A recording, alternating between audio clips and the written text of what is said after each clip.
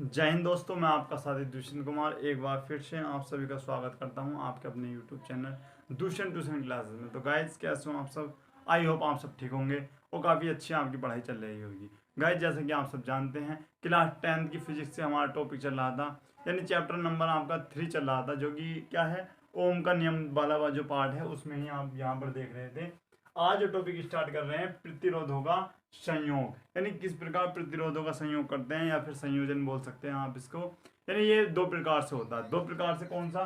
पहला आता है आपका श्रेणी क्रम में, यानी श्रेणी क्रम में किस प्रकार प्रतिरोधों का संयोजन होता है, और दूसरा आता है समांतर क्रम में। नहीं, आपका है श्रेणी क्रम। यानी दो चित्र मैंने आपको बना रखे हैं बोर्ड पर, तो यहाँ पर देखिए दो चित्र क्यों बनाए हैं, क्योंकि कुछ की किताबों में ये है और कुछ की किताबों में ये है। तो जो सा भी आपको अच्छा लगे उसको आप अच्छे से पढ़ सकते हैं। यहाँ पर मैं आपको बता देता हूँ, ये धारा आई इसमें जा रही है, ठीक है गाइस। और इस प्रकार से ये है, और ये कुंजी आपकी के है।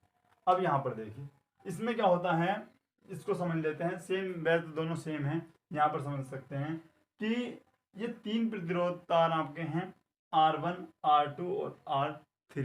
यहाँ पर भी देख सकते हैं R1 R2 और R3, जो कि श्रेणी क्रम में जुड़े हुए हैं। श्रेणी क्रम यानी एक सीरीज में है, एक ही लाइन में तीनों जुड़े हुए हैं। यहाँ पर देखिए, और इसकी खास बात क्या है, श्रेणी क्रम में जो होता है, श्रेणी क्रम का जो पहला प्रतिरोध होता है उसका दूसरा सिरा यानी बी उसके अगले वाले प्रतिरोध के पहले सिरे से अटैच होता है या फिर जुड़ा होता है। और दूसरी बात क्या होती है, इसी प्रकार से इसमें धारा जो होती है आई बहती है, यानी धारा सभी के लिए समान है। जो धारा R1 में आई है तो R2 में भी आई होगी और R3 में भी क्या होगी, आई होगी। उसके बाद लेकिन इनके विभवांतर क्या होंगे, अलग अलग होंगे।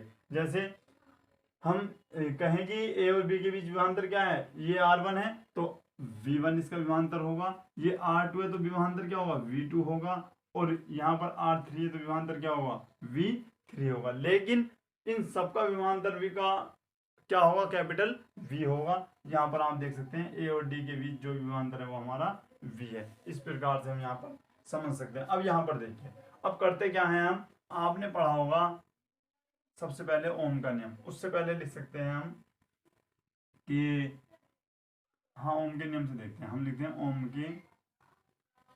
ओम के नियम से।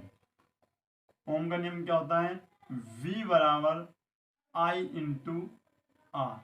ये होता है V बराबर I इंटू आर। इसीलिए V1 बराबर क्या होगा आपका, तो आप कहोगे भैया V1 बराबर जो होगा, उसमें बड़ा लिख देता हूँ, V1 बराबर होगा आपका, I तो सबके लिए समान है, R1। ऐसी V2 बराबर क्या होता है आपका, I R2। अच्छा, V3 क्या होता है आपका, I इंटू R3। इस प्रकार से आपका होता है। अब मैं कहूं कि कुल विभवांतर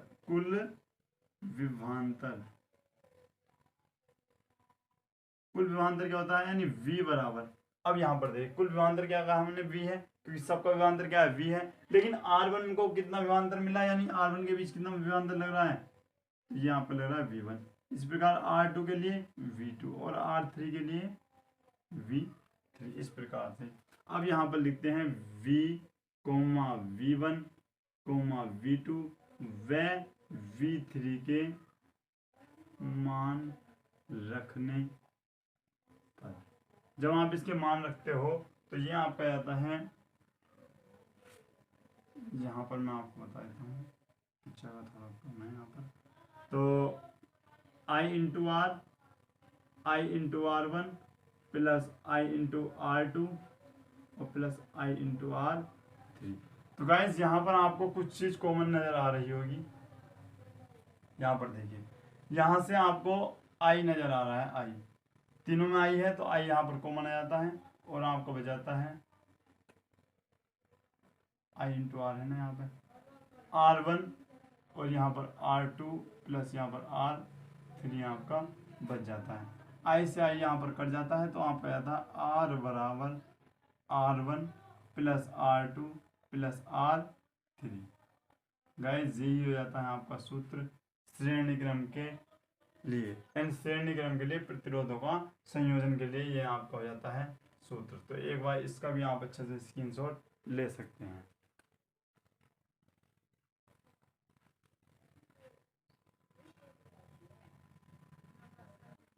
अब यहाँ पर देखिए गाइस, दूसरा है आपका समांतर क्रम या फिर पार्श्व क्रम। इसमें क्या है, इसमें 3 प्रतिरोध आपको दिखाए रखे हैं, R1, R2 और R3, जो कि समांतर क्रम में जुड़े हैं, यानी एक के ऊपर एक या ऊपर नीचे आपके जुड़े हैं। वहां पर क्या होता है, समांतर क्रम होता है। यहाँ पर देखिए, यहाँ पर बैटरी है और धारा आपकी आई जा रही है। अब यहाँ पर देखिए, धारा जो है यहाँ पर बढ़ रही है, बढ़ कर रही है, यहाँ पर जाएगी तो ये आपकी I1, इधर जाएगी तो I2 और इधर जाएगी तो I3 में इस प्रकार ये बढ़ रही हैं। और इसी प्रकार ये इधर को आ रही हैं, I1, I2 और I3, इस प्रकार से इधर को आ जाती है। अब यहाँ पर देखिए, हम यहाँ पर जो लिखते हैं, यहाँ पर देखिए, जो कि इसमें धारा सभी बढ़ रही हैं, तो यहाँ पर हम लिख सकते हैं कुल धारा। कुल धारा, कुल धारा क्या होगी, I बराबर आपकी I1 plus I2 plus I3, इसको आप समीकरण नंबर 1 भी मान सकते हैं। उसके बाद यहाँ पर देखिए, आप जानते हो कि I1 क्या होता है। अब दूसरी बात मैं आपको बता दूं, इनके बीच जो विभवांतर होगा वो समान होगा, बल्कि धारा अलग अलग होगी। तो विभवांतर सभी के लिए समान है, यहाँ पर लिख सकते हैं चूंकि विभवांतर सभी के लिए समान है, चूंकि विभवांतर सभी में V है, इसीलिए क्या लिखेंगे भैया, I1 बराबर V/R1, I2 का मान क्या होगा, V/R2, और I3 का मान क्या होगा भैया, V/R3। ठीक है जी। अब यहाँ पर लिख दीजिएगा I1, I2 व I3 का मान समीकरण नंबर 1 में रखने पर, जैसा आप समीकरण नंबर 1 में इसका मान रखते हो तो क्या हो जाती है समीकरण, I बराबर V1/R1 plus V/R2 plus V/R3, इस प्रकार से हो जाती है। अब यहाँ पर लिखते हैं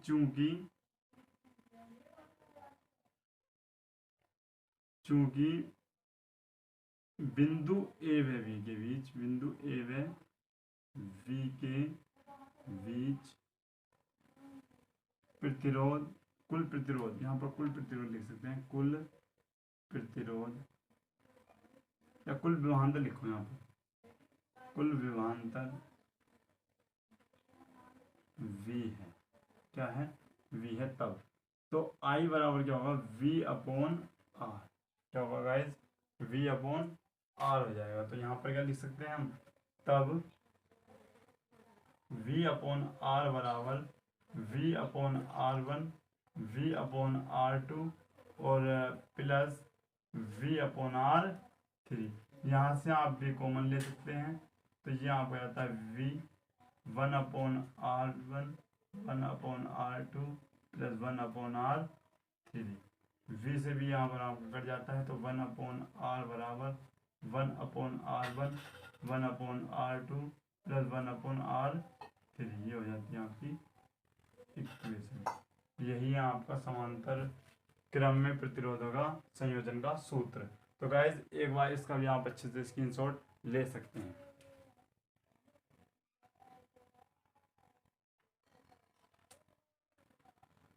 तो गाइज यहाँ पर आपकी लाइन छूट गई है कि ए व बी के बीच तुल्य प्रतिरोध भी आपका आ रहा है, यहाँ पर तुल्य प्रतिरोध लिख सकते हैं आप, सॉरी,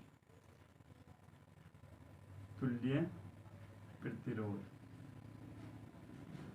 आ रहा है, और विभवांतर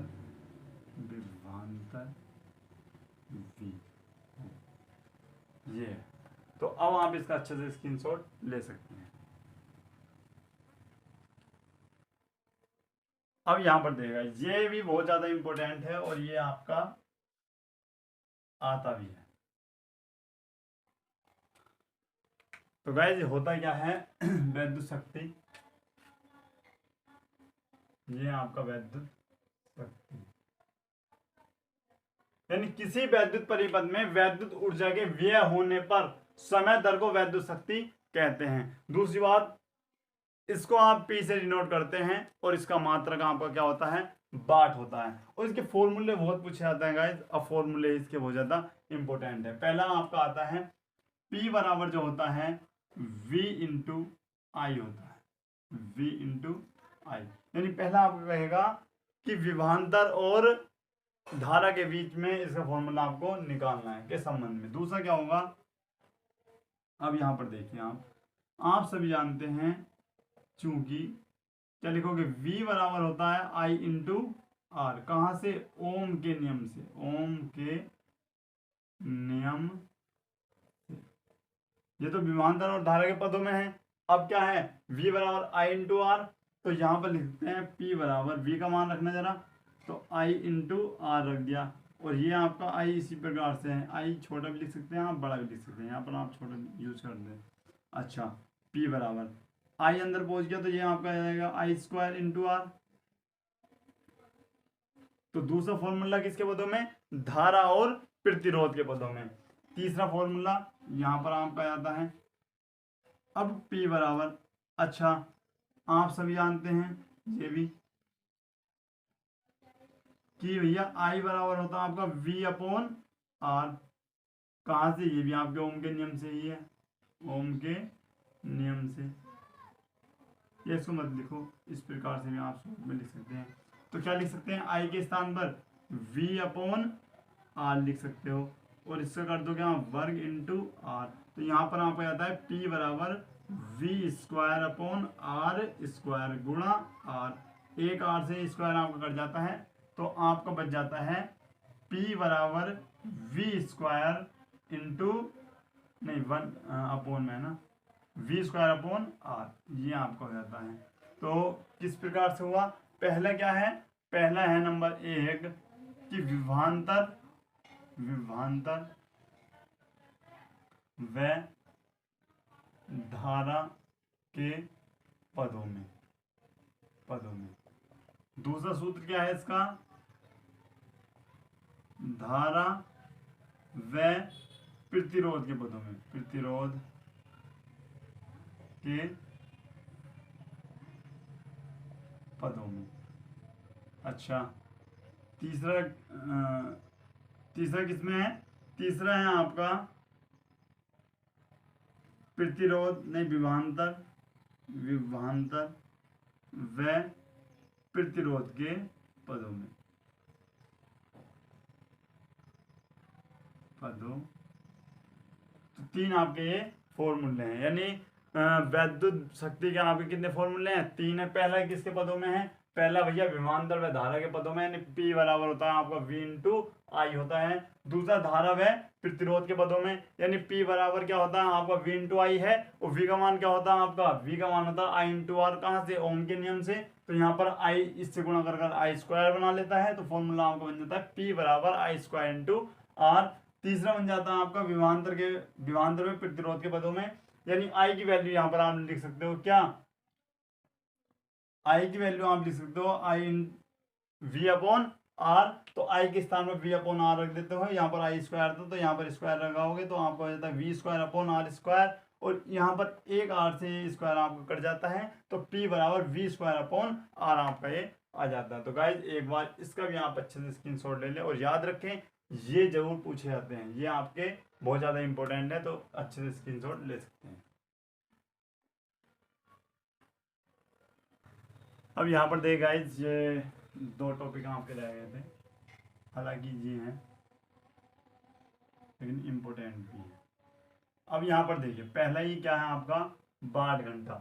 जैसे कि आपको डेफिनेशन देख के आपको हल्के से पता चल गया होगा, बहुत ईजी है कि वह ऊर्जा जो 1 वाट की सामर्थ्य वाले यानी शक्ति जितनी होती है उसकी वाले परिपथ में 1 घंटे में जितनी ऊर्जा व्यय होती है 1 वाट घंटा कहलाती है। यानी ये जो होता है, एक बार फिर समझ लो, वह ऊर्जा है जो 1 वाट सामर्थ्य वाली, यानी कोई 1 वाट का आपका कोई सिस्टम है, या पंखा मान लो, या कुछ भी आप मान सकते हो, पंखा टीवी या कुछ भी आपका है, जो भी कितने का हो, 1 वाट का हो, 1 वाट की सामर्थ्य वाले परिपथ में 1 घंटे में जितनी ऊर्जा व्यय होती है वह 1 वाट घंटा कहलाती है।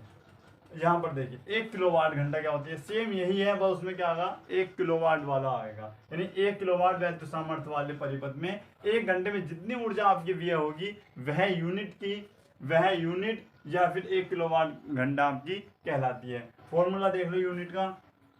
यूनिटों की जो आपको संख्या निकालनी है वो वोल्ट गुणा एम्पियर गुणा घंटे बटे 1000 होता है। अब यहाँ पर देखिए वोल्ट आपको V से डिनोट करते हो, V से, और एम्पियर को I से, और इनटू क्या आ जाता है आपका T, क्या आता है T बटे 1000, इस प्रकार से। अब यहाँ पर देखिए इसको आप क्या लिख सकते हो, वैद्युत शक्ति क्या होता है P इंटू T अपॉन 1000 भी आप इसको लिख सकते हो।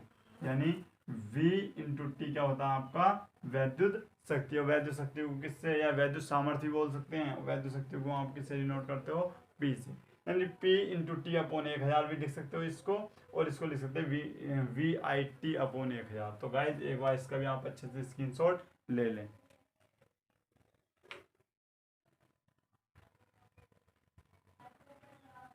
अब यहाँ पर देखिए गाइस, ये हो जाते हैं आपके सूत्र। यानी ये इस चैप्टर में वे सभी सूत्र हैं जिनका हम न्यूमेरिकल में यूज करेंगे, अब बहुत ज़्यादा इंपॉर्टेंट है और ये आपको याद भी करने होंगे। तो पहला सूत्र पर चलते हैं, वैद्युत धारा क्या होती है, I बराबर Q अपॉन T होता ही है। क्या होती है, I बराबर Q अपॉन T। और आप अच्छे जानते हैं यदि आपको आवेश का मान निकालना हो यानी Q का मान निकालना हो तो I इंटू टी हो जाएगा, क्योंकि T कहाँ पहुँच जाएगा इसके पास, तो Q बराबर क्या हो जाएगा आपका I इंटू टी। ये आपका आवेश का फॉर्मूला हो जाएगा। और आवेश का मात्रक क्या होता है आप अच्छे जानते हैं, कूलाम होता है। तो ये किसका फॉर्मूला बन जाएगा आपका आवेश का। इसी प्रकार टी का मान निकाले तो Q अपॉन आई हो जाता है। अब यहाँ पर देखते हैं, ये आपका क्लियर हो जाता है। वैद्युत विभव मैंने क्या बताया था कि एकांक आवेश को अनंत से वैद्युत क्षेत्र में स्थित किसी बिंदु तक लाने में किया गया कार्य उस बिंदु पर वैद्युत विभव के बराबर होता है। यानी V बराबर W अपॉन Q आपका ये हो जाता है, यानी वर्ग अपॉन कूलाम। अब यहाँ पर देखिए W का मात्रक क्या होता है, जूल, और इसका मात्रक आपका अच्छे जानते हैं कूलाम होता है। तो मात्रक भी याद कर लीजिएगा, जूल प्रति कूलाम होता है। ओम का नियम आप अभी बताया भी है और 3-4 बार मैंने आपको समझाया भी है। यानी V बराबर I इंटू आर, और I का यदि मैं मान निकालता हूँ तो I बराबर V अपॉन आर आ जाता है, और यदि R का मान निकालूँ तो V अपॉन I यहाँ पर आपका आ जाता है। अच्छा, ओम का नियम आपको अच्छे से पता भी है कि यदि किसी चालक की भौतिक अवस्था जैसे ताप दाब आदि में कोई परिवर्तन न हो तब तो उनके बीच सिरों के बीच लगने वाला विभवांतर जो होता है उसमें बहने वाली धारा I के अनुक्रमानुपाती होता है। यहाँ फिर आते हैं आपका वैद्युत प्रतिरोधकता, यानी रो बराबर क्या होता है R इंटू ए अपॉन एल होता है। और यहाँ पर क्या लिख सकते हैं आप, मात्रक ओम इंटू मीटर होता है। R क्या होता है, प्रतिरोध होता है, ए आपका क्षेत्रफल, और एल आपकी लेंथ यानी लंबाई। अच्छा, फिर आपका क्या आता है प्रतिरोधों का संयोजन बोलो या संयोग बोलो, ये तो 2 प्रकार से मैंने आपको करवाया है, और इससे अभी कुछ ही टाइम पहले आपको करवाया है प्रतिरोधों का संयोजन यानी श्रेणी क्रम में, और किसका समांतर क्रम में। यानी वैद्युत शक्ति के भी आपके 3 सूत्र यहाँ पर हमने निकलवा कर दिखाए थे आपको। यानी P बराबर V इंटू आई, P बराबर आई स्क्वायर इंटू आर, और P बराबर V स्क्वायर अपॉन आर। ये भी आपका क्लियर हो जाता है, मैंने आपको आर्टिकल अच्छे से समझाया भी है। अच्छा, वैद्युत ऊर्जा क्या होती है, W बराबर V इंटू क्यू हो जाता है, V बराबर W इंटू क्यू। अब यहाँ पर देखिए आपको पता है कि Q बराबर क्या होता है, Q बराबर आपने लिखा है क्या I इंटू टी, ये लिखा आपने। तो यदि मैं Q को हटाना चाहूँ तो वहाँ पर I टी लिख सकता हूँ, तो V तो आपका इसी प्रकार से, और Q के स्थान पर I इंटू टी, यानी W बराबर हो जाता है V आई टी, इस प्रकार से ये आ जाता है। अच्छा, अब यहाँ पर यदि मैं V को हटाना चाहूँ तो V को यहाँ से हटा सकते हैं, V बराबर यानी V के स्थान पे क्या लिख सकते हैं I इंटू आर, तो यहाँ पर मैंने V के स्थान पर I इंटू आर लिखा है, तो आपका ये V हट जाता है तो I हो जाते हैं 2 इंटू आर इंटू टी, आपका इस प्रकार से आ जाता है। तो W बराबर I square into R into T आपका ये हो जाता है। उसके बाद यदि बात करें इस फॉर्मूले की, तो यहाँ पर क्या होता है, यहाँ पर आई के स्थान पर वी रखा गया है कहीं, यानी आई का फॉर्मूला हमने यहाँ पर यूज करा है कि वी अपॉन आर होता है। तो वी स्क्वायर यानी आई स्क्वायर है, तो V square into R into T यहाँ पर ये आ जाता है। अच्छा, उसके बाद उष्मा, देखो गाइस सेम यही फॉर्मूले हैं, बस इसके नीचे क्या लिख दिया है आपके 4.2 लिखा गया है। ध्यान से देखिए, वी आई टी है तो 4.2 वी आई टी है, यानी वी आई टी का मान क्या रखा, I square into R into T upon 4 into 2, और यहाँ पर भी सेम इसी प्रकार से हुआ है। और लास्ट में जो आपका फॉर्मूला आता है यूनिटों की संख्या, जो कि मैंने अभी कुछ टाइम पहले आपको करवाया है। यूनिटों की संख्या क्या होती है, वोल्ट गुणा एम्पियर गुणा घंटे बटे 1000, या फिर बोल सकते हैं यूनिटों की संख्या बराबर वाट गुणा घंटे अपॉन 1000। तो गाइस एक बार इन सूत्रों का भी आप अच्छे से स्क्रीनशॉट ले लें।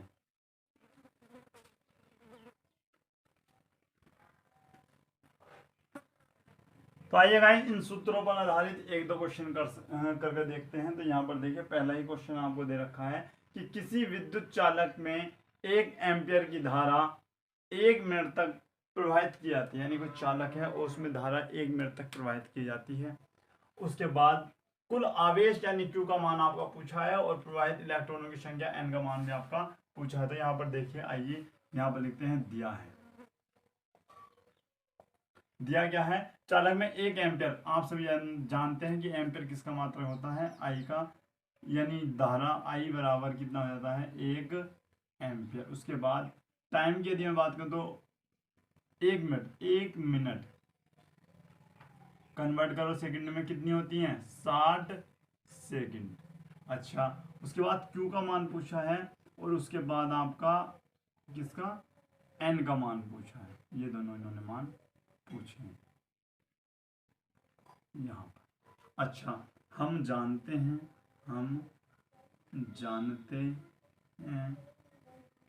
कि क्या होता है, क्यू बराबर क्या निकालना, क्यू बराबर आई इंटू टी। पहला ही फॉर्मूला आपको लिखवाया था, क्यू बराबर आई इंटू टी, यानी क्यू का मान हम यहाँ से निकाल सकते हैं। आई का मान कितना है गाइस, 1 एम्पियर, और टी का मान है 60 सेकंड। तो क्यू बराबर आपका जाता है 60, क्या आ जाता है, कुलाम, 60 कुलाम आपका आंसर आ जाता है। दूसरा क्या निकालना आपका, दूसरा निकालना है हमको एन का मान, किसका मान, एन का मान।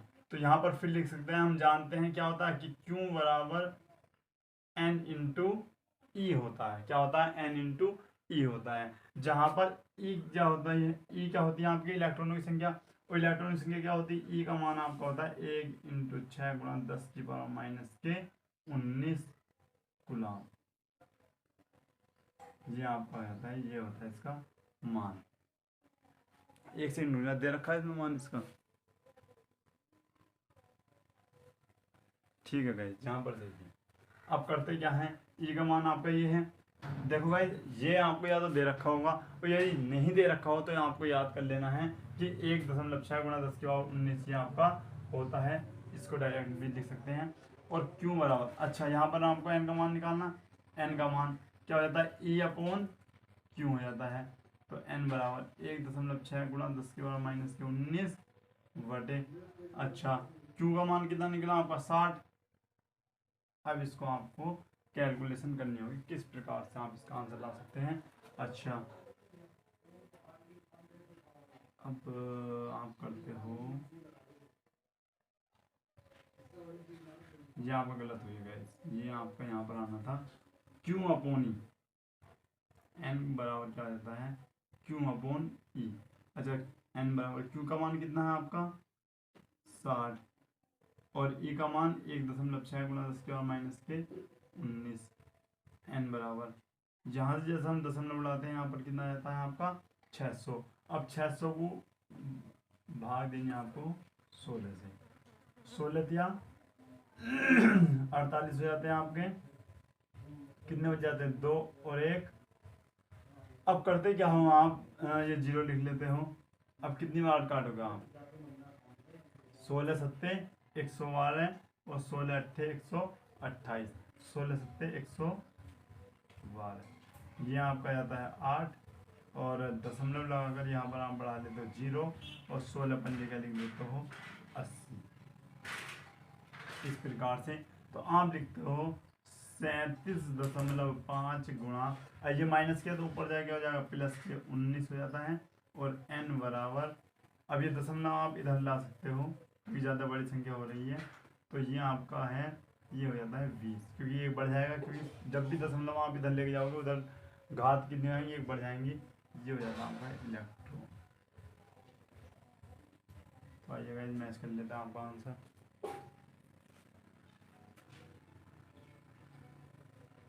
तो बिल्कुल करेक्ट आपका आंसर है। तो एक बार इसका भी आप अच्छे से स्क्रीनशॉट ले सकते हैं।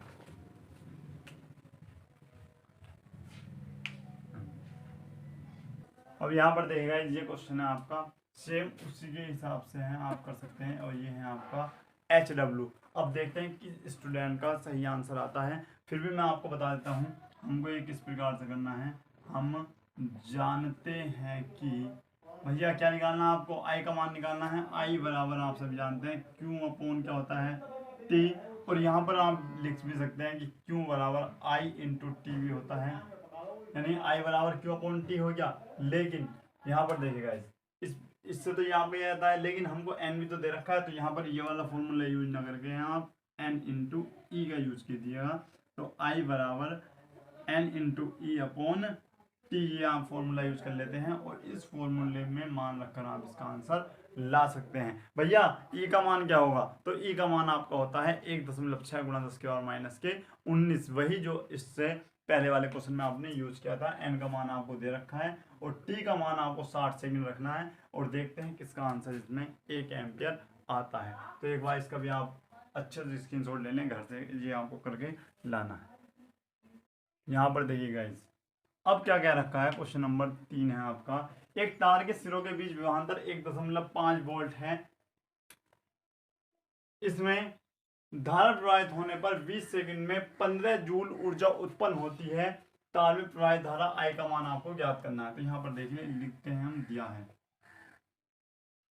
क्या लिखेंगे गाइस, दिया है, क्या दिया है भैया आपको, यानी V का मान दे रखा है 1.5 वोल्ट। उसके बाद T सेकंड, यानी T बराबर 20 सेकंड, 20 सेकंड के लिए। अच्छा जूल भैया किसका मान है, W का मान है, W का 15 जूल दे रखा है आपको।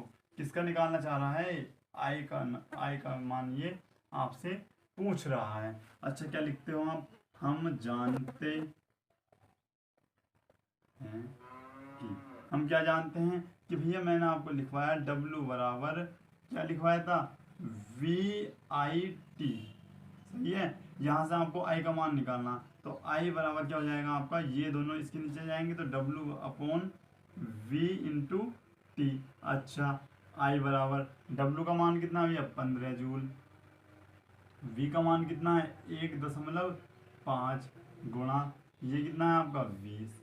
इस प्रकार से आप इसको लिख सकते हैं। अब करना क्या है, इसको आप दशमलव को उड़ाते हो, ऊपर आ जाता है आपका 10, 15 से 15 आपका कट जाता है, 0 से 0 आपका कट जाता है, यानी आई बराबर आपको बच जाता है 1/2। और 1/2 को आप क्या लिख सकते हो, आप अच्छे से जानते हो 0.5, और भैया मात्रा को लिख दो, इसका क्या लिखोगे एम्पियर।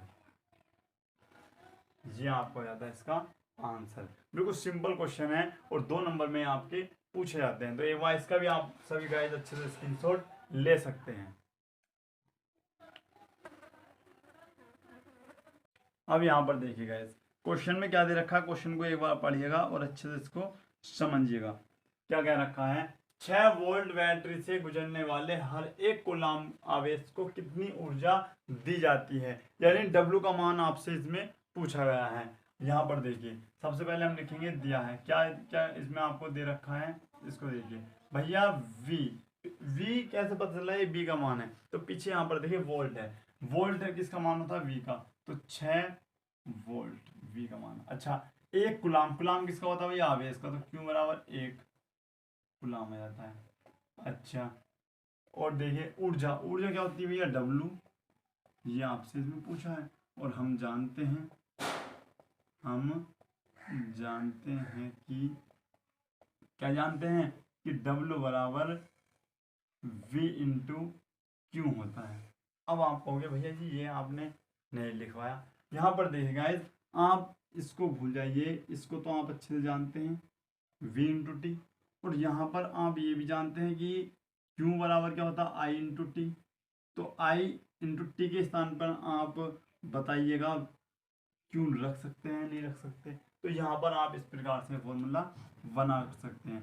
W बराबर V का मान 6 और 1 V बराबर आपका आता है 6 जूल। तो आपको क्या लिखना है, हमको लिखना है कि 6 वोल्ट की बैटरी से गुजरने वाले हर एक कूलाम को 6 जूल एनर्जी यानी ऊर्जा देनी होगी। तो गाइस एक बार इसका भी आप अच्छे से स्क्रीनशॉट ले लें। तो गाइस ये क्वेश्चन भी आपका है होमवर्क के लिए, ये इस क्वेश्चन को भी आपको घर से करके लाना है। अब यहाँ पर देखिए, अच्छा मैं आपको बता दूं किस किस चीज़ की वैल्यू आपको दे रखी है और इस क्वेश्चन को किस प्रकार से आपको करना है। यहाँ पर देखिए, सबसे पहले ए से बी की ओर जाने पर भैया क्या आ रहा है 10 इलेक्ट्रॉन, यानी एन का मान आपको ये दे रखा है। अच्छा इतनी सेकंड किसका मान दे रखा है भैया, पहले यहाँ पर लिख तो दो क्या दिया है। अच्छा टी का मान कितना दे रखा है 10 की पावर माइनस के 4, ठीक है। ये है आपका इलेक्ट्रॉन, ये है आपकी क्या सेकंड। उसके बाद कितनी विद्युत धारा आई का मान भैया इसने पूछा है, और ई का मान भी आपको दे रखा है 1.6 गुणा 10 की पावर माइनस के कूलाम। अच्छा मुझे बताइए कौन कौन स्टूडेंट इसको नहीं कर सकते, इतना आसान क्वेश्चन है हम जानते हैं। गाइस इस जैसे मैंने आपको 3-4 क्वेश्चन करा दिए हैं, तो इससे अच्छे से आप इसको कर सकते हैं। यानी क्या फॉर्मूला लगना है, आई बराबर क्या लगाना है, आई बराबर क्यू अपॉन टी। अब यहाँ पर देखिए क्यू का मान कहीं दे रखा है क्या, नहीं दे रखा। तो भैया क्यू को आप रिप्लेस कीजिएगा और क्यू की जगह क्या लिखना है आपको एन इंटू ई, इसीलिए हम यहाँ पर लिख सकते हैं N into E upon T. तो गाइज इसमें आपको ये मान रखना है और आंसर बताना है क्या है। तो गाइज कैसी लगी आज की क्लास, आई होप आपको जरूर अच्छी लगी होगी। यदि वीडियो आपको अच्छी लगी तो वीडियो को लाइक करें और चैनल को सब्सक्राइब करें, और यदि कोई चैनल पर न्यू स्टूडेंट है तो वीडियो को लाइक करें और चैनल को कर दें सब्सक्राइब। तो गाइज मिलते हैं जल्दी नेक्स्ट वीडियो में, तब तक के लिए जय हिंद जय भारत।